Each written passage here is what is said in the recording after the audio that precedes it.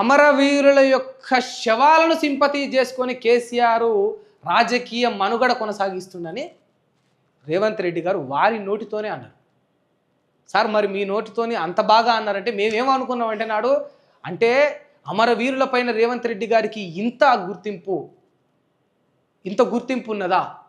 వాళ్ళ యొక్క త్యాగాల పైన నిజంగా రేవంత్ రెడ్డి గారికి ఇంత బాధ ఉన్నదా? వాళ్ళకు న్యాయం చేయాలనే కసి లోపల ఆతృత రేవంత్ రెడ్డి గారికి ఇంత ఉన్నదా అని అనుకున్నాం. నిజంగా ఇవాళ నివాళులు ఎవరైనా అర్పిస్తారు సార్, నివాళులు అర్పించాలి, అది మంచిదే. కానీ నివాళులు ఎవరైనా అర్పిస్తారు. మీరు అర్పించకపోతే వాళ్ళ కుటుంబ సభ్యులు అర్పిస్తారు, వారి గ్రామస్తులు అర్పిస్తారు, వాళ్ళ కులముల్లో వాళ్ళ పాలల్లో అర్పిస్తారు. బట్ వాళ్ళకు న్యాయం జరగాలి కదా, వాళ్ళ కుటుంబ సభ్యులకు ఆసరాగా నిలవాలి కదా. నిజంగా ఈ తెలంగాణ రాష్ట్రం కోసం ఇవాళ కాంగ్రెస్ పార్టీ అధికారంలోకి వచ్చి ఇన్ని నెలలు అవుతా ఉన్నది కదా, ఏడాది దాటిపోయి ఇన్ని నెలలు అవుతా ఉన్నది.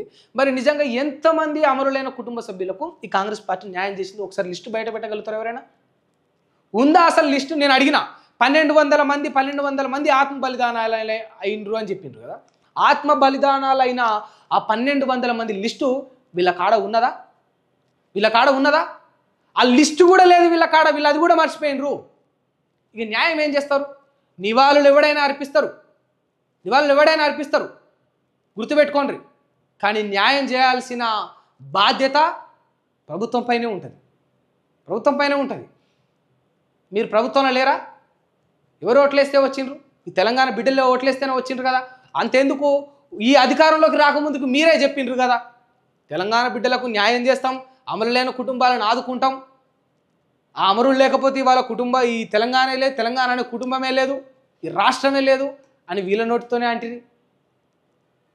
ఇవాళ ఓడెక్కేదాకా ఓడమల్లన్న, ఓడ దిగినాక బోడమల్లన్న అన్నట్టు ఇక నివాళులు అర్పించి చేతులు దులుపుకుందామంటే ఊకోరు తెలంగాణ బిడ్డలు. యావత్ తెలంగాణ సమాజం అన్నీ గమనిస్తుంది. అది ఎవరైనా సరే అన్ని గమనించింది కనుక కేసీఆర్ని గద్దె దించారు. వీళ్ళు అనుకుంటారు కేసీఆర్ను మేము దించినామని. రేవంత్ రెడ్డి గారు కావచ్చు, ఇంకోరు కావచ్చు, కాంగ్రెస్ పార్టీకి నాయకులు, కార్యకర్తలు, లేకపోతే ఇంకో పార్టీ వాళ్ళు ఓట్లు చీల్చినామని ఇంకోటి వాళ్ళు భావిస్తూ ఉంటారు మేమే దించినాం కేసీఆర్ని అని. అట్లా అనుకుంటే ఇక మీకంటే మూర్ఖులు ఇంకోరు ఉండరు. ఇక కేసీఆర్ను ఎవరైనా ఒడగొట్టిండ్రు అంటే తెలంగాణ బిడ్డలే. అది వాళ్ళు వద్దనుకుండ్రు, వాళ్ళు ఒడగొట్టిండ్రు. ఈ సోషల్ మీడియా కావచ్చు, ప్రచారం కావచ్చు, ఇంకోటి కావచ్చు, అది ఎంతో ఉంటుంది. 10, 20, 30%, మహా అయితే 35%, మహా అయితే 40%. బట్ మెజారిటీ ఒక 60% తెలంగాణ బిడ్డలు, ఇక్కడ ప్రజలు వాళ్ళు భావించిన వాళ్ళే ఉంటారు ఎక్కువ. వాళ్ళు తీసుకున్న ఓన్ డిసిషన్స్, వాళ్ళు వద్దనుకున్నారు, వదిలించుకున్నారు.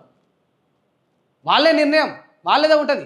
మీరు కూడా అనుకుంటుండొచ్చు, భయపడుతుండొచ్చు, నేనేమన్నా అటు ఇటు ఏమన్నా పొరపాటు లేస్తే, ఏమన్నా ఎక్కువ తక్కువ ఇచ్చిన మాట నిలబెట్టుకోకపోతే, ఏమన్నా అవకతవకలు జరిగితే నన్ను కేసీఆర్ మళ్ళీ ఒడగొడతాడేమో అని మీరు అనుకుంటుండొచ్చు. మిమ్మల్ని కేసీఆర్ ఒడగొట్టాడు. అటువంటి పరిస్థితి వస్తే ఒడగొట్టాలన్నా, మిమ్మల్ని గెలిపించాలన్నా మళ్ళీ తెలంగాణ ప్రజలు ఇది గుర్తుపెట్టుకోండి. మరి మీ యొక్క గెలుపు ఓటర్ను నిర్ధారించింది వాళ్ళే అయినప్పుడు, కేసీఆర్ను ఒడగొట్టింది వాళ్ళే అయినప్పుడు, మిమ్మల్ని గెలిపించింది కూడా తెలంగాణ బిడ్డలే. రేవంత్ రెడ్డి గారికి ఒక నియంత భావన ఉంటుంది. అంటే సందర్భం వచ్చిందని ఖచ్చితంగా చెప్పాలి. అంటే తొక్కుకుంటూ వచ్చినా, నేను ఒక్కనే వచ్చినా అని మీరు అనుకుంటారు. రాలే. మీ వెన్నంటే ఉన్న మీ కార్యకర్తలు మిమ్మడికి తీసుకొచ్చిర్రు. మీకు ఓట్లేసిన, మిమ్మల్ని కొడంగల్లో మీకు ఓట్లేసి గెలిపించిన ఆ కొడంగల్ బిడ్డలు మీ మీడికి తీసుకొచ్చిండ్రు.